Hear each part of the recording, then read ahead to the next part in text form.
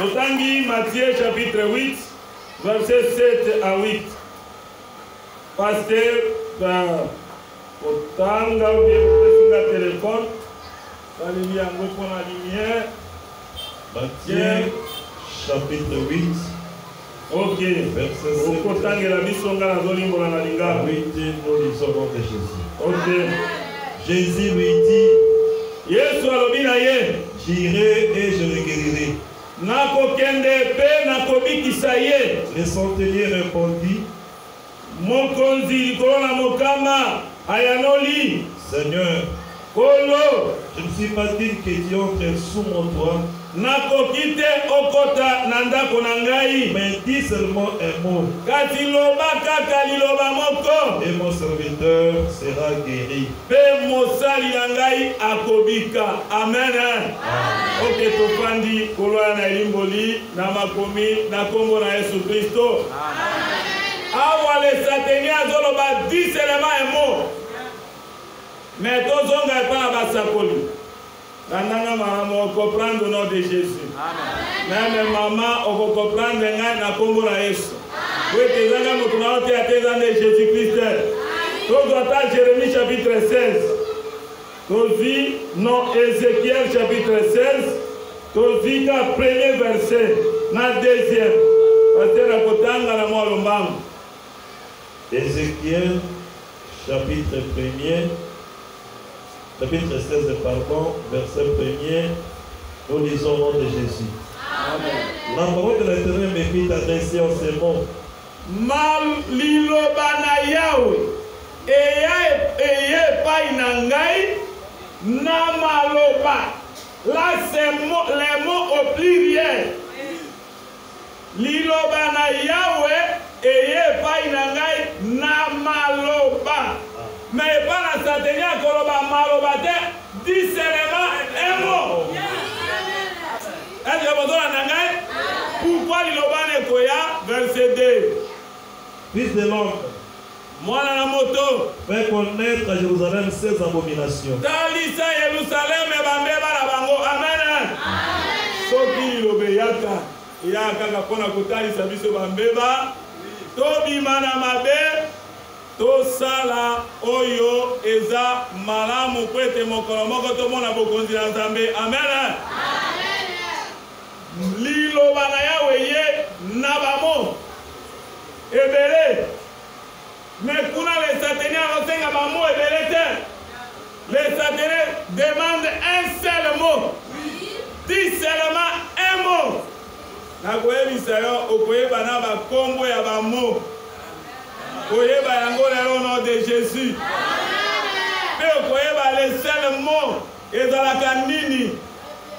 Tozi Apocalypse. Là on a zo kene banaka déjà pour comprendre. Chapitre 19.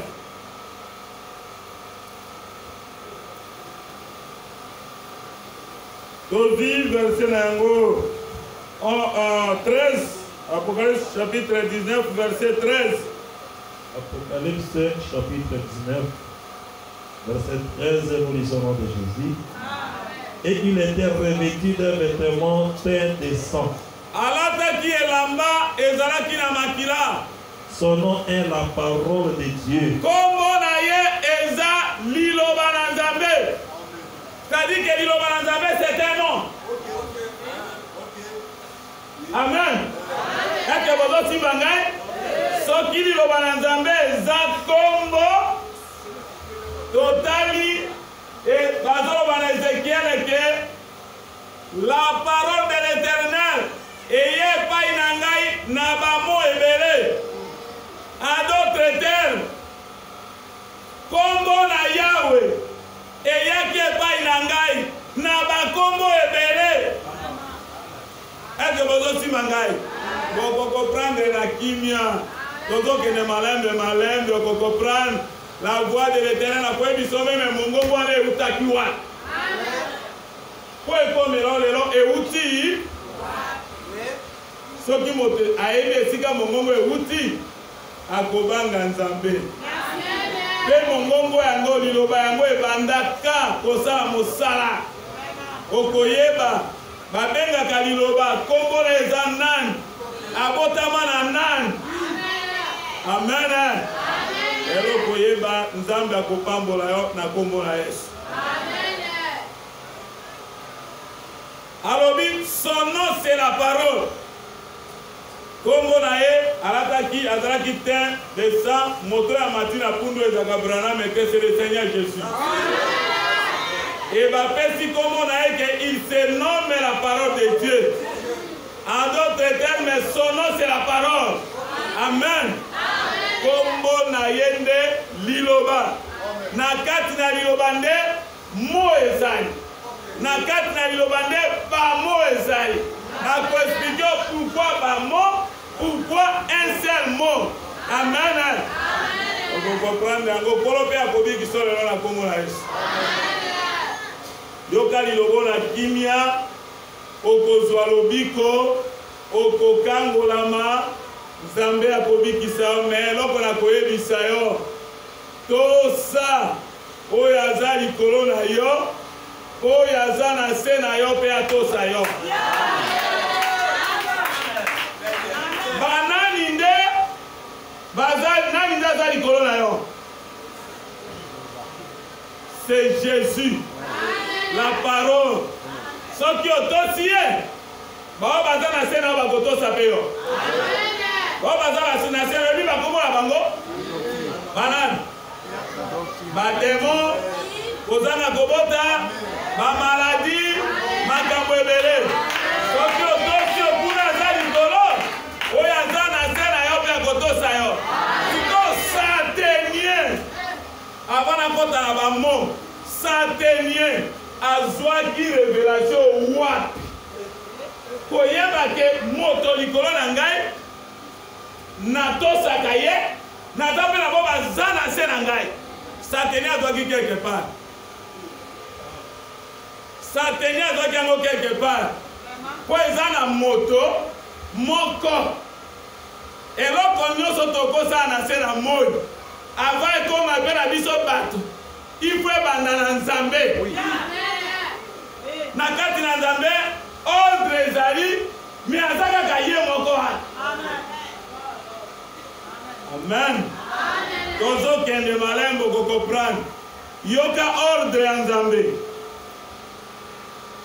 1 Corinthiens chapitre 11 batangeli biso mbala moko verset 3 1 Corinthiens chapitre 11 verset 3, nous lisons au nom de Jésus. Je veux cependant que vous sachiez que Christ est le chef de tout homme. Nalingi moya ete Kristo aza mokondi ya mobali nyonso. Amen. Pe mobali est le chef de la femme. Aza mokondi ya mwasi. Et que Dieu est le chef de Christ. Et que Dieu est le chef de Christ. C'est-à-dire que Dieu aza chef ya Christ. Soki Christ atosi Dieu à cause de l'élévation. Mais soki atosi Dieu à cause de l'élévation. Et si quand Santenia Puisaki Atali Nzambe alobi non, Dieu est le chef de Christ, Christ est le chef de l'homme, l'homme est le chef de la femme. Asukiwan. Mais à l'homme et à la femme, il y a aussi les démons. Amen. Et ça fait la maladie, et ça fait la stérilité. En d'autres termes, il y a des montagnes et des collines et des mais pour être saillant, il faut le dos soit à l'icolo. Pour Jésus-Christ, n'a pas eu la mort, à tout ça qui est à l'icolo. Balobi alingalo banini. Na kocha mobulute na kozongi saillant. On comprend que l'on connaît la ligne là-bas. Jean chapitre 14. Évangile éternel yango. Amen. Soko to sikaka oyo aza likolo, oyo asepe akotosa yo. Mais soko to si aza likolo te, Il y a assez à côté, ça va être dans le verset 28. Jean chapitre 14, verset 28. Nous lisons pour comprendre l'élan, Makambo yo ba témoin de décès ba kosaka bino. Oui, ba témoin de décès. Nata ba komo la ba ko so ebi bango. Tambola kana décès mais biso tambola kana parole. Na ko biso pe pourquoi les biso to komona moto physique terre. Et dans la l'île les biso to komona Yesu bo terre. Mais to boye to mona ka Yesu pe to na Yesu. Tanga pasteur. Vous avez entendu que je vous ai dit, je m'en vais et je reviens vers vous. Si vous m'aimez, vous vous réjouiriez de ce que je vais au Père, car le Père impliquera que moi. Et maintenant, je vous ai dit ces choses avant qu'elles arrivent, afin que lorsqu'elles arriveront, vous croyez. Je ne parlerai plus guère avec vous, car le prince du monde vient.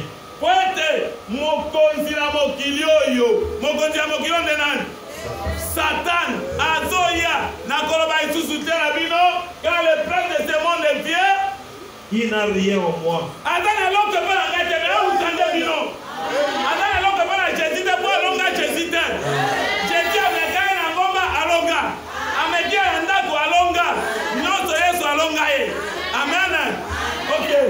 Mais afin que le monde sache que j'aime le Père et que j'agisse selon l'ordre que le Père m'a donné. Levez-vous. Partons d'ici.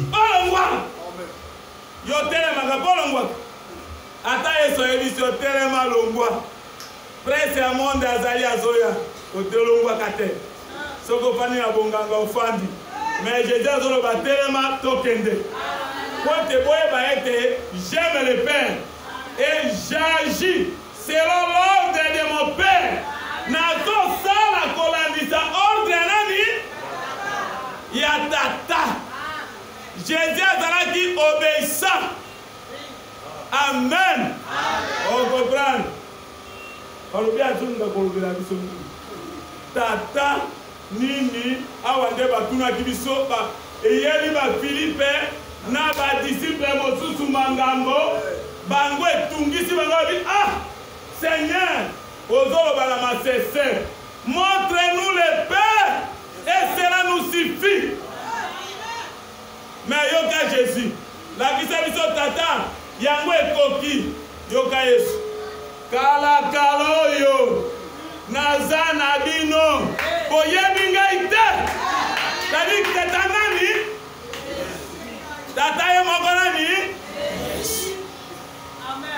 oya amoni ngai amoni tata wana zoloba lokola nani mwana oya amoni ngai amoni nani tadi ke tata na mwana bazalika esika moko kana nzoto wana. Moi et le Père, nous sommes pourquoi Malobakake? Le Père est plus grand que le Fils. Kokima mituna te. Yanola. Le Père, c'est quoi? C'est qui? Le Père, c'est l'Esprit. Le Fils, c'est la chair. L'Esprit est bien disposé, mais la chair est carnale.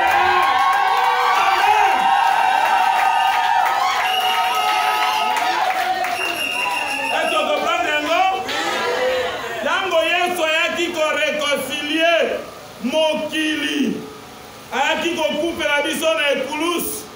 Il était avec Dieu. Dieu était avec lui. Mais tango ezate nazola kabino au jour du Seigneur nakoya kozala séminaire oye kozaizua makati koleka ava promettre bino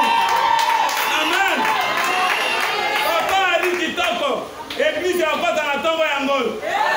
Frère John, l'église est encore dans la tombe Yangol. Frère John, l'église est encore dans la tombe Yangol.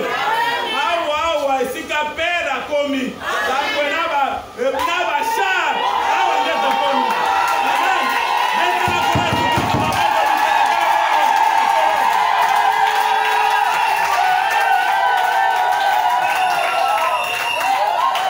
Alors, bien aimé, Dieu était en Christ.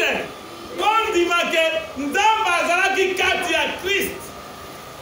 Ah, quand vous allez faire,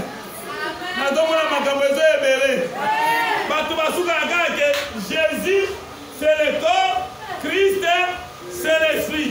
Nous avons dit que Christ est le Messie. Oh, tous les Messie souffrant, tous les Messie régnant. Autant nous avons souffert comme Christ, nous avons souffert comme Messie souffrant. Donc, la moto est connue. Amen.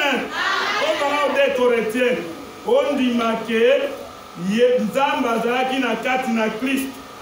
2 Corinthiens chapitre 5. Pour partir à verset 19. Donc il dit 2 Corinthiens chapitre 5. Verset 19. Verset 19, nous lisons au nom précieux du Seigneur Jésus-Christ. Amen. Car Dieu était en Christ. Car Dieu était en Christ. Dieu était en qui? En Christ. Nzamba Zalaki na kati ya nani? C'est-à-dire que tant que Jésus a tambola, Nzamba Zalaki na kati na. Yango bien lui habita toute la plénitude de Dieu.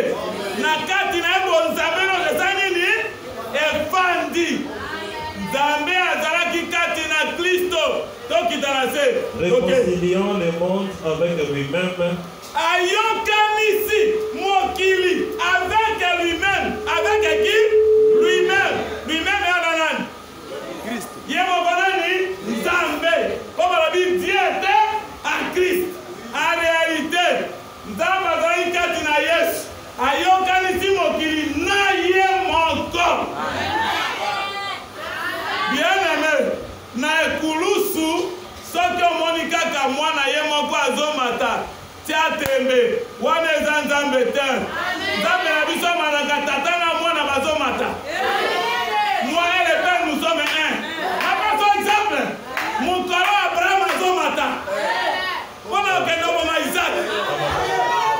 Si bamataki na Abraham na Isaac bazomata na ngomba bazokende bakomi balobi mosala oyo eza ya bino ane te eza mpe ya bino baprofete te.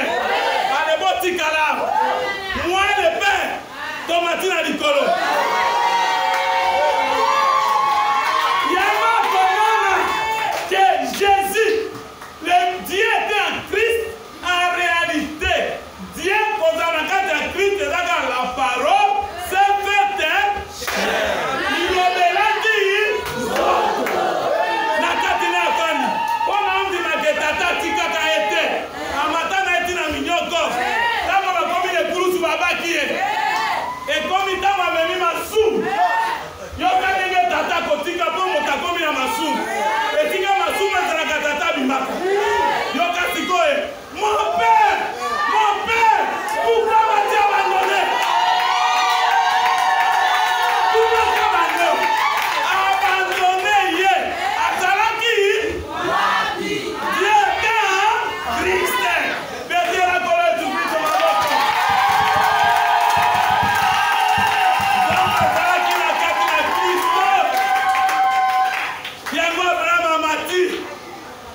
Komata moto amemaka koni ezalaka mwana nzoto nde memaki koni yango ezali seka 3 zoloba etumbu ezopesa biso kimia ekwe likolo na Yesu. Tandike moto amemaka koni yenda memi minyoko yenda memi souffrance mwana esengelaki anyokwama yango tata kotika abimi parce que mwana lati nzoto mais il est mort kata la chair na sima okoyoka ke botie bembele na kunda me balobi ndeke Yesu akendeki koteya bato azalaki na séjour de mort. Jésus aza Nzambe. On dit que Jésus aza Nzambe. Balikomi eza ebele. Nzambe moko akoya, akobikisa bato, akokangola bato. Amen. Oui, que Jésus-Christ azalaki fidèle. Yo pe lelo soko lingi élévation elanda yo. Il faut à la fidèle. Na yo ta likolo na yo. Jésus-Christ a tosaki l'esprit. Ndenge esprit ezokamba ye, ndenge pe Jésus atosi. Soki otosi ndenge molimo azokamba yo, okotombwa. Na la kiso ndenge atosaki. Philippiens chapitre 2. Donc lelo Nzamba kosunga mbula pe beta. Ndoko biko bakisa pe mwa minute. Peta nga pe mwa retard. OK.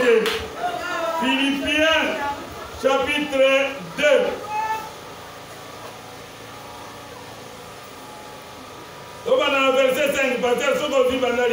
Ayez en vous le sentiment qui était dans Jésus-Christ. Le cœur existant en forme de Dieu. On peut regarder comme une proie.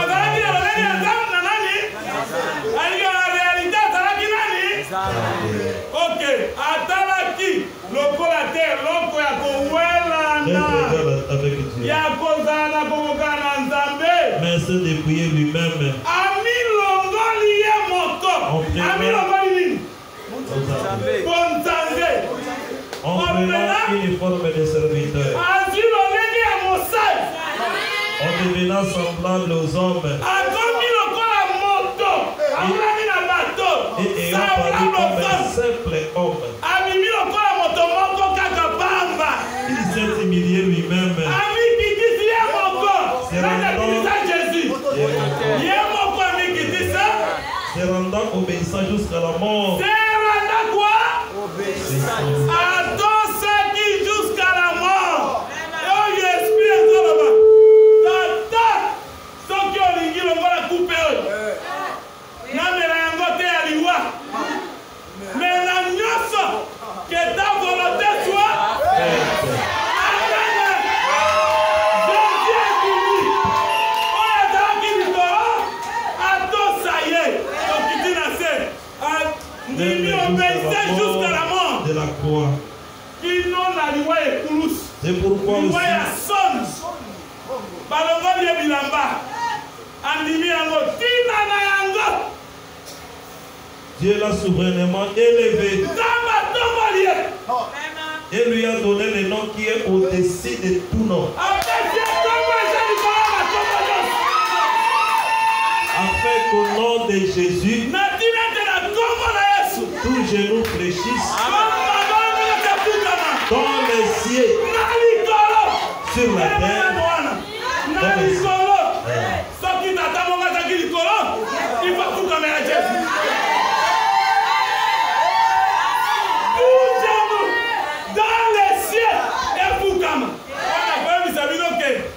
Jésus a quitté Satan a quitté sur le coloté. Dieu était en Christ. Amen. As-tu compris l'équipe à Comonios? Ma bonne à l'Icoloba, Angelina, ça va ça, Nini? Sur la terre et sous la terre. Tout le monde a belle. Il m'a mis pour vous.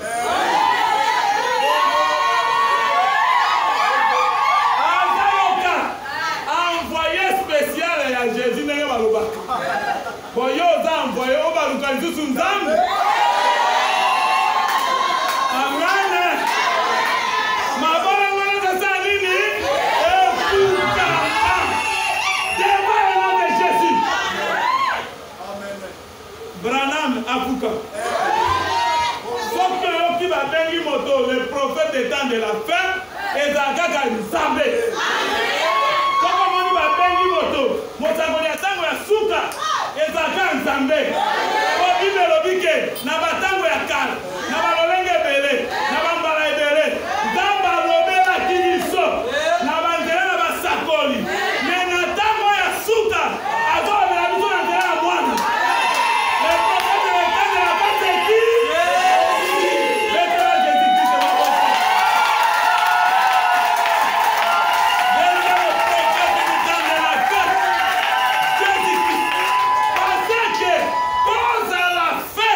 il faut taper le premier. Voyons dans le premier thème. On va faire la fin de venir. Apocalypse chapitre 1, deuxième service, Jésus-Christ est le premier et le dernier. Il est le commencement et la fin. Après le dernier, mon tour soit dans la gare, à Zate. Au quotidien, il faut pas qu'il y ait Michel.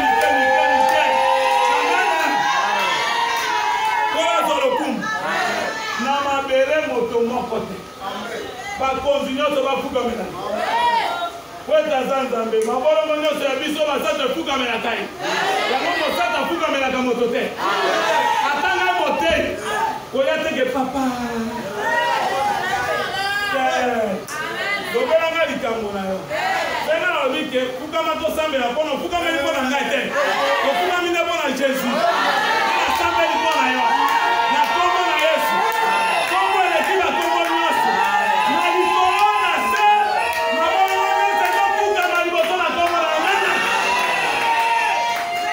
kombo ya jésus naokana bino kokoprendre ntango tokosambisa ya réalité la parole c'est le nom le nom de Pesaki yango koloba dit seulement un mot en d'autres termes prononce seulement un nom kombo moko kaka epesameli biso otomika otomona ndenge pouvoir na évangile ezali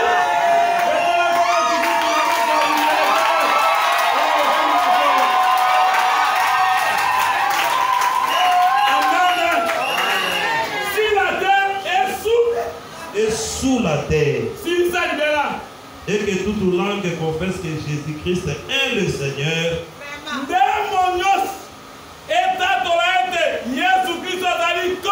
À la gloire de Dieu le Père. La réalité, parce qu'il a accepté la mort à ton boami. Avant qu'il obéisse à ton boami. Église, ceux qui vont obéir au coton bois. Mokili est dans la terre. Et l'on connaît tout le Mokili. Et l'on côté, Moussa et Anzamé l'on côté. Le monde est dans l'autre côté. Ce n'est pas pour ça que maman n'a mon corps. Battez la été dans Souka. Diwane Kabolabino. Pas frère, ceux qui vont dans la témoignage à Kitoko. Atobakoya. Église au coton bois. Il va me comprendre la bombe. Même les démons vont vous au koyoka wabana kolomanoke azaka magicien nazaka magicien te na donto ko ta likolo waba tala sana na wasa nini kita ba démons va totoler au nom de Jésus maladie toto au nom de Jésus pauvreté toto au nom de Jésus bangoka ni toto au nom de Jésus Aba Seigneur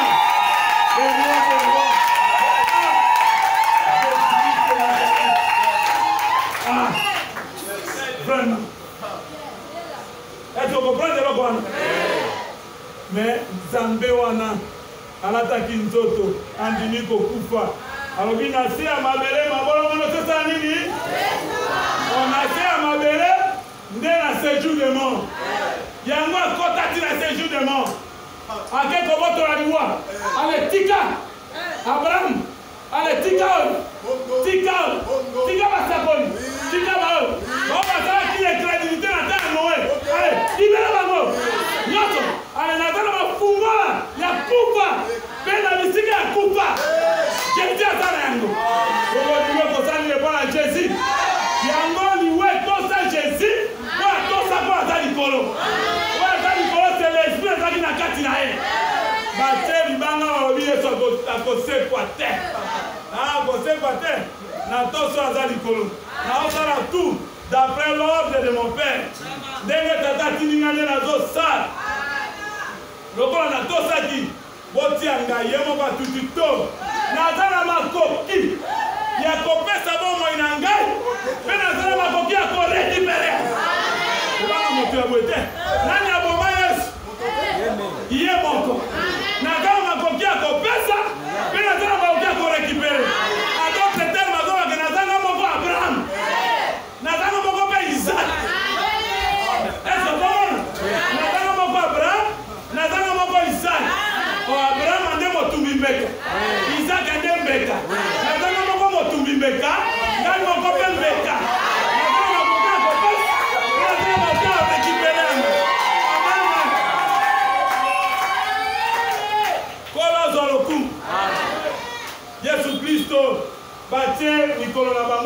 misato ekoki ata batiaki basentinele.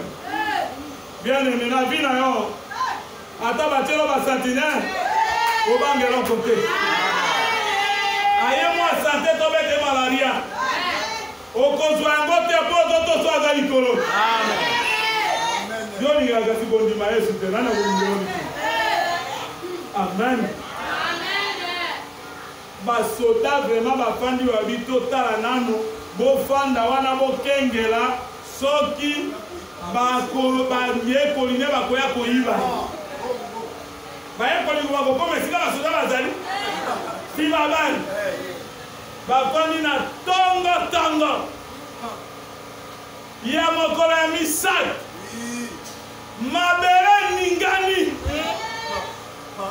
basoda nyonso baboni grande lumière bango nyonso bakwei ndenge libanga elongwa nayebisa kokeye moko nde alongolaki me bon bakunaka enange nde alongwe la pierre l'ange du Seigneur c'est le Seigneur lui-même ye moko nde alongola libanga ye moko baki afandi likolo ya libanga eloko batiela yo Yesu akofanda likolo na yango akolongola yango mpe akofanda likolo na yango obimi yango etela ye maboko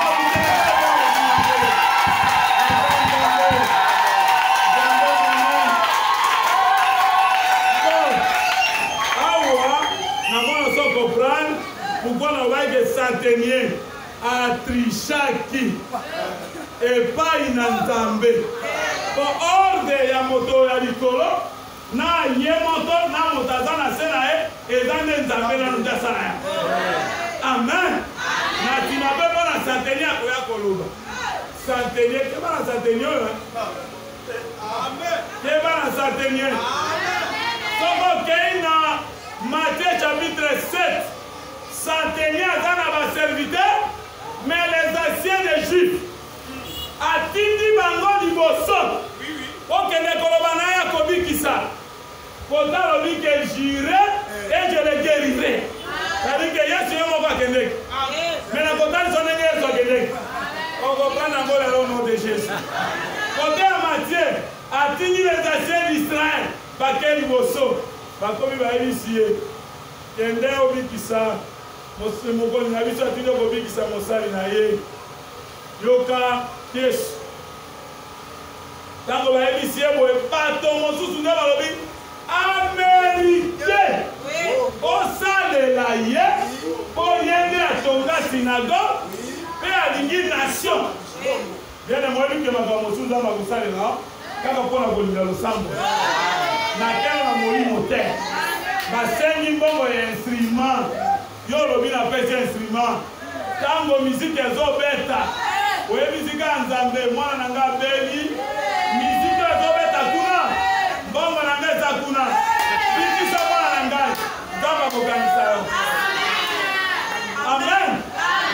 Na premier tour ya baserviteur ya liboso ya centenier oyo bayaki les anciens des Juifs eyano epesama epa na Jésus te. Yesu alobi bokende nazoya bongo nde eza bokende nazoya mais centenier comprendre que premier tour epesaka solution te. Il faut deuxième tour. Na deuxième tour atindi nde baami atindi baninga. Amen. Atindi nde baninga na deuxième tour baninga ntango baye balobi Yesu komitungisa tate mokonzi alobi aza digne te okota na ndako na ye mpe deuxième tour nde humilité vitalisi. Au premier tour alobaki yango te ana aza na Matthieu chapitre 7 premier tour alobaki te mais deuxième tour ntango baami baloba ye nde balobi kalobi aza digne te okota na ndako na ye ndenge alobi dis seulement un mot. Yesu alobi grande foi namoni yango na Israele soki amoni yango na Israele te amoni yango na boboko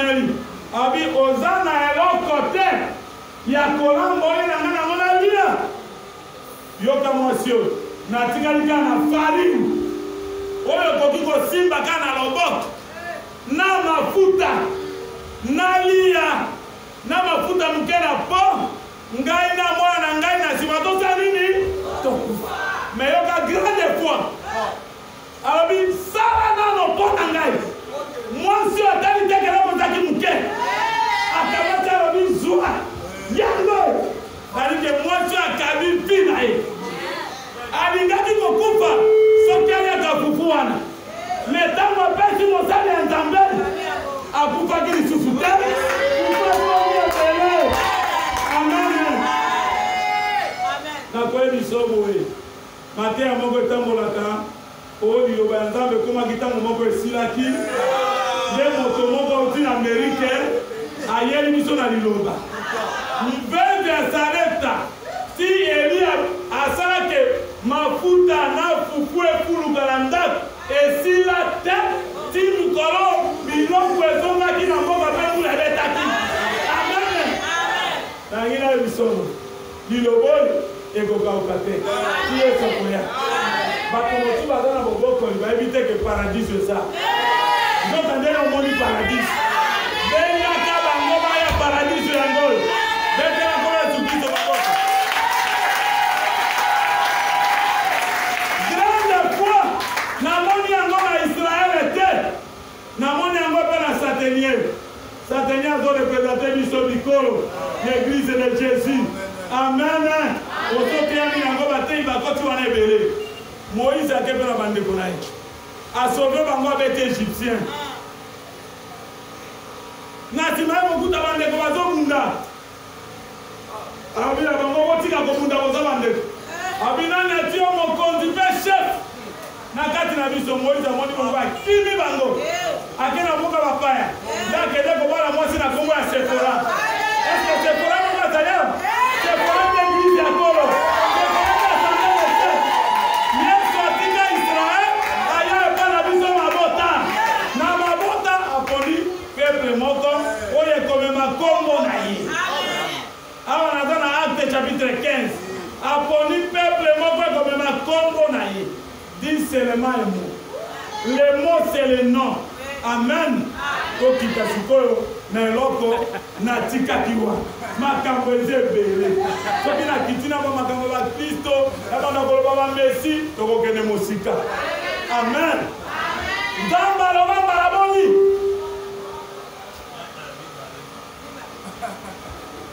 bonaka mbangu koyanola te ifo kolobaka te yo nzambe ozoloba na kati na motei nde oyebi lobela biso amen nzambe aloba mbala boni zwa psaume 62 verset 12 okoyoka nzambe aloba mbala boni Psaume chapitre 62 verset 12 12 totangi na kombo na kombo Jésus. amen Dieu a parlé une fois. nzambe alobi mbala boni Deux fois j'ai entendu ceci. mbala mibale nde ngai nayoki boye C'est que la force est à Dieu. eke makasi eza epa na nzambe en réalité nzambe aloba kaka une fois mais deux fois j'ai attendu amen c'est-à-dire que nzambe alobaki kaka mbala toke na yo okoprendre nzambe asunga yo moye nalobelo lisusu nga mwana nakota eza te nangaki nakota ke ntango nzambe azokela mokili azobanda création azaki mobali ntango azokela azali kokela lokola mobali to azali kokela lokola mwasi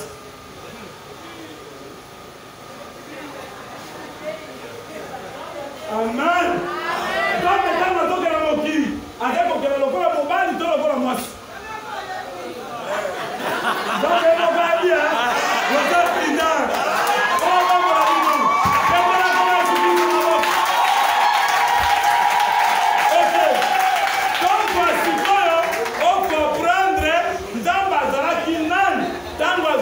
mokili po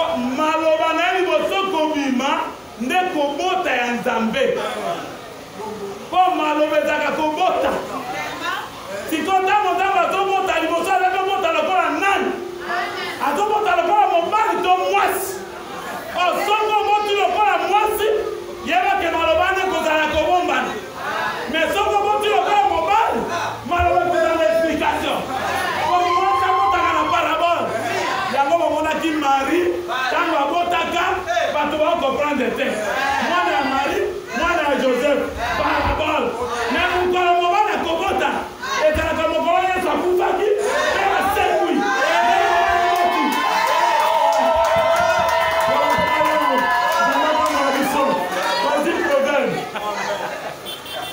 Proverbe chapitre 8. Tosambo bokima. Tosambo tokoyaka watango nyonso. Ekokoma monene au nom de Jésus. Bato nyonso bakozonga na kombo na Yesu. Nzambe azalaka na kobangisa te. Biso Nzambe asala makambo ya minene mpe azokontinue kosala. Batongaka église pour la dote. Batongaka église pour la parole. Liloba nde kobenga bato. Soki église komami mpona don okosambwa mokolo moko. Na liloba église etongana mpona liloba. Na yeba ntango bayoka 10 éléments et mots. Nalobi ke aza na révélation. Soki église etongana na liloba. Proverbe chapitre 8. Verset 22 to begin à 7. Proverbe chapitre 8, verset 22, nous avons dit l'Éternel m'a créé la première de ces choses. Yahweh akeli ngai eloko ya liboso ya makambo nyonso. Nani yango Nzambe akeli la première de ces choses? Yoka tokita na se. Avant ses œuvres les plus anciennes. Liboso na biloko na ye nyonso ya kala. J'ai été établi depuis l'éternité. Dans le commencement avant l'origine de la terre.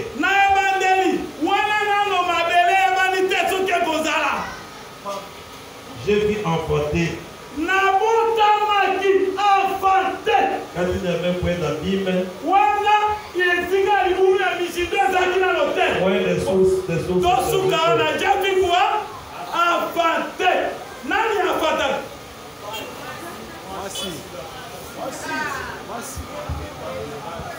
Nani abota afata? Nani agendra?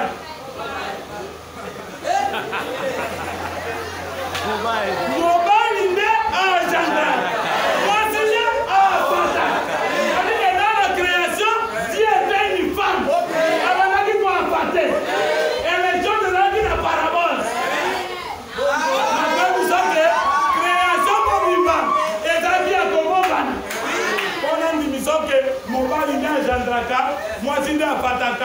Esaïe chapitre 45 verset 10. Batanango.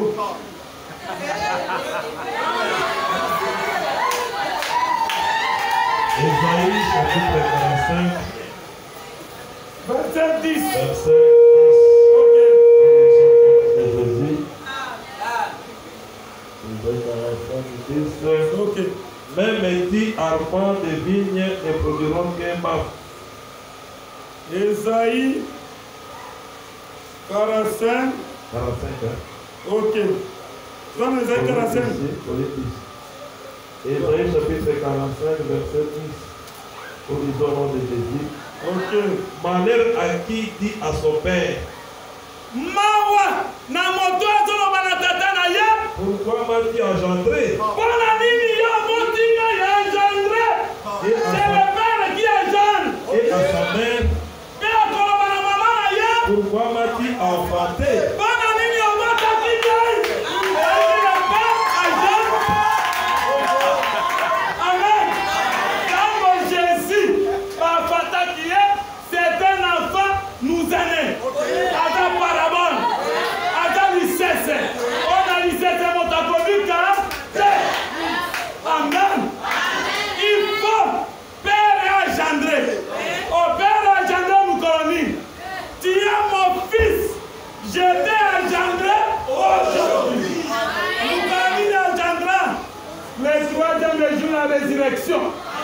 Tangozo, c'est quoi? Le fils est engendré par le Père. On a dit c'est dans le sous-sous. Jésus-Christ est baillé pour lui. Amen. Il a entendu. Mais l'Iboso, Jésus-Christ a dans la kinano parabole. Est-ce que tu as sorti là? Nazoken. Il a l'Iboso et Soroba. On dit tu m'as enfanté le premier. Comment t'as entendu l'Iboso et Zani? Comment t'as entendu pour l'Oba et entendu? Quand on va à Jésus-Christ, la première des œuvres de Dieu, en réalité, c'est la parole. Mais la première des œuvres de Dieu. On dit que Jésus-Christ a la première. Il y a des maquettes, il y a des luloba et bima. On dit le wana motobakesan. Timothée a le baki que luloba mototan a moto. Yoga sikol. Azalanga le premier de la création terre. Azapé le premier dans les morts. On a commencé à dire que y a bon maman. Azapé mon sept qui a du bosso. Ah, yes, on a ça. Yes, il y a Kelanos. On dit que Jésus a Kelanos. Ah, qui est la bilo pour la catinayon. C'est qui la cata qui matrice. Ah, qui est la matrice. C'est qui la cata qui trop. Ah, qui est la trop. Est-ce que bon qui m'a encore? C'est qui bobo les ala qui créeront mon sang. Bien aimé. Dès que nous avons la gamoto pour battre. Mais la joie du Seigneur, quand on vient à Gagotonga, Kabanda, pour la Bamotumbe, Tonganda, quoi? Étage. Étage, non, comme étage, bateau Bakoya. D'ailleurs, la joie du Seigneur, pour la joie de Akito. Rappelez la dame d'Akoranga. Alors que tu n'as pas quelque part. Amen. Quand tu peux Akito, on va que les gars à Matiso, là que les gars à Wap, la bobo qu'on nous a na Kimbe. Batu wazatuna bakangami tamu pepe kitoko zanani mo pepe balezo ya mokolonga bakotombola okoyeba te makambo na nzambe eyaka na kobeta miso te Israele bamoni Farao azolanda bango mere rushe liboso bamosusu babanda okanisake awa nzambe akobaluka akobeta Farao ndenge azali kobeta na Egypte mais solution ya nzambe ndenge yaka moto ayebaka te babandi kola tokosala nini tala solution ya nzambe afungoli nzela na kati ya mai likambo bayeba te nzela na efunga mo nom de Jésus ende liboso na kombo na Yesu amen ende liboso kuluka pambolama ende liboso nom de Jésus Christ malobo nazoloba epeso sale na amen. C'est le père qui a engendré, la mère qui a faté. Yango abota makimo bota mi aliboso. Jésus-Christ n'a que l'agnos. Colossiens chapitre 1, verset 15 to kitina 7. Landa yango Colossiens chapitre 1, verset 15 to kitina 7. Okomona ndenge Yesu akela nyos. Naoke do sopana na esika moko. Awa diomona ndenge balobi il se nomme la parole de Dieu. Kombo na eliloba. Verset 15 nous lisons. Non, on a Colossiens. Colossiens chapitre 1 verset 15 do kitina 7. OK. Il est l'image du Dieu invisible. Aza elilingi. Image de l'embona nzambo ya mona na kate. C'est-à-dire que soko lingi mona nzambe au monde Jésus. Le premier-né de toute la création. Momotami ya liboso ya kokela nyonso ya nzambe. Car en lui ont été créées toutes les choses qui sont dans le ciel. Momotami ya liboso ya kokela ya nzambe me balobi ke na ye nyonso ekelamaki. Momotami ya liboso ya kokela me na ye nyonso ekelamaki. Que Dieu a créé l'évasion dans Katina. A créé prospérité dans Katina. Succès réussite dans Katina. Donc il t'en a fait. Et sur la terre, l'invisible et les invisibles.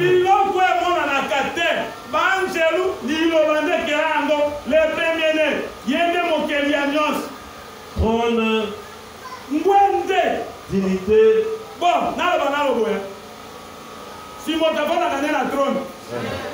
Bon, ce qui nous a même pas zaka tata. Bon, moto ya kela kiti. Exemple de Jésus. Parmi trône, Jésus de kela. Okoye ba kela ngo pona nani. Okonzo réponse. Akela ngo pona kimbangu te. Pona moto te. Pona tata moko te. Akela ngo pona ye moko. Okonzo réponse. Trône est dignitaire. Tout a été créé par lui et pour lui.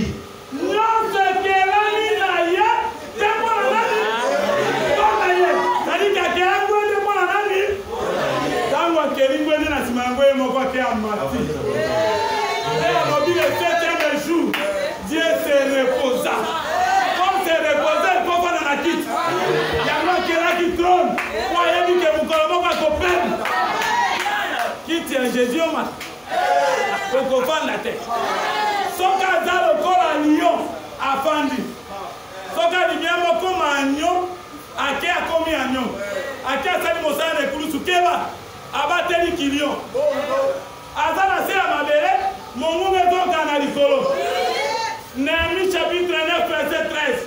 Zamba Kitina Mabere, Nangoma Sinaï, Azok Banalikolo. Jésus-Christ a dit à Mabere, Yemo Bazol Banalikolo. Motoaboto la Kitina été. Daniel chapitre 9, Azol Baboy. Noé sera retraché.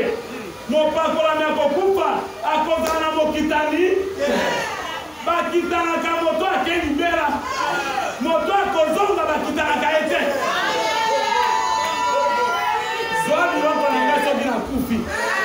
Mais quel va la biloko à Jésus? Le troisième jour, à Kozon, il y a qu'un la biloko à Jésus. Ceux qui vont à Jésus, quand tu as biloko à Jésus, nous collabons au Kozon à l'okola à Lazare. À Kozon, nous faisons l'okola à Lazare. Même à tout le commande à Yon. On a ce baboto là qui n'a pas. Banguna babanga Yon. Bazon du Seigneur, mon Dieu Jésus. Jésus-Christ a dans Zambé sort. Jésus-Christ a dans Zambé. On dit que dans Zambé, mais a un mabo comme il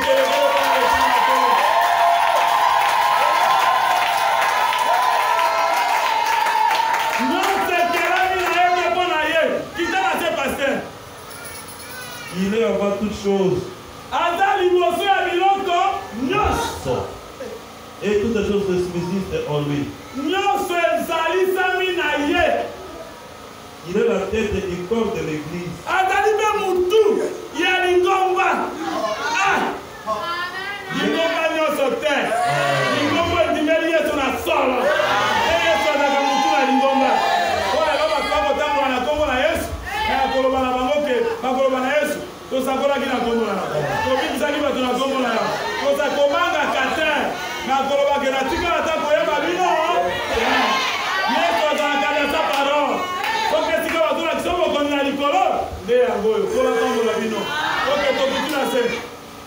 Il est le commencement, le premier-né d'entre les morts. Afin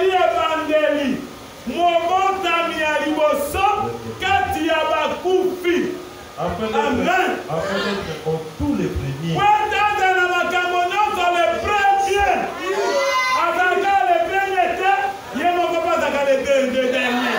Amen. Le prophète de temps de la fin. Est-ce que vous avez dit ça? Moto aliboso koloba Nzambe. Moto kosuki samakambo Nzambe. Il est le premier et le dernier. Vous dites que moto kobuka mokilo Nzambe? Akelaka mokili. Natanga mwa zinisa ngo suna man. Alengeli pe mokilo akolekisa ngo na moto. Mais ba onye to bakozana kati na ye bakobika. Ko Yesu Kristo la le premier et le dernier. C'est quoi qui? Mais à zone qui n'a pas moi. C'est quoi qui? Mais à coupe à qui ici. Oh Yesu dans les premiers à tout. Oui. Jésus-Christ a c'est quoi? Fait à mata. Nani a mata le gola yi. Motomoka kosa ko mata na ba Congo. A mata. Comment na tata on na kana tangia. Tata on na moto église église. Bato ba benga kabango ba buti dia Congo. A mati. Va mettre la musique. Amati. Abina matalo kwa Chelsea. Fausse pensateur. Et le misère. Et là quand on dit banga to kwa ke osanini. Yana kiti solo kwa libanga. Atinge bongote. Miku anyo sana makolezo bila libu. Bakena motafik d'ici da kufi. Na dani moso ya cher. Mukala kufa na Kinshasa. Na leka comme on est na jardin botanique. Tout na motonyo na Kinshasa. Na leka wanazo bakenzambe. Yoko zenzambe. Ngayo nazoleka. Na ndimite ke ozanzambe. Soke kaka Jésus bala mukaki. Abi makanisi no zo bala motema.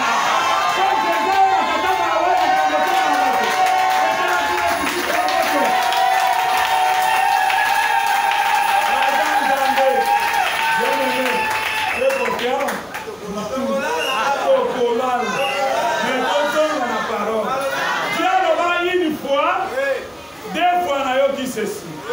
Bien en réalité, dans le cas Gambala, mais bisous de Toyo Gambala, comme Otobi Kaifo Gambami Ban. N'appelle exact. Esaou. Isaac Alabine Esaou.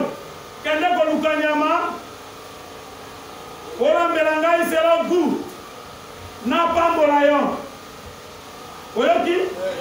Esaou Azish.